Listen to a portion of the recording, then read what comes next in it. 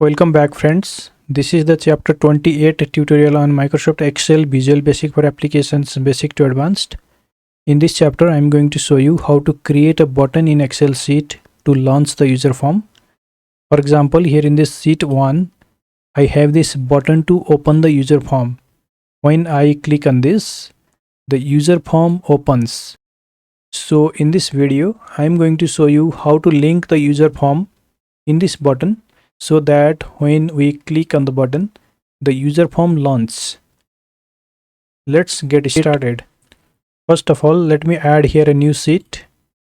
Then click on the Insert tab, Illustrations, Shapes. Then take this rectangle rounded corner shape. Draw the shape over here.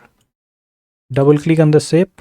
Then write here launch income/expenses tracker form. Click on the shape, then increase the font size by going here in the increase font option. Keep it at the center position by clicking on this center alignment.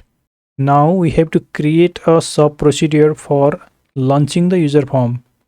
For that, go to the Developer tab, Visual Basic, click on Insert Module, and here create a sub procedure, that is SUB launch underscore user form, open and close bracket, press enter, and here you have to write this code, that is put the name of the user form, which is userform1 dot show.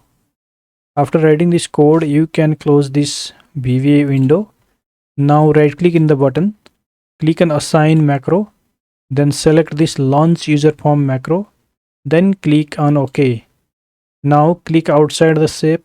Now move the pointer over the button, then click on it to open the user form.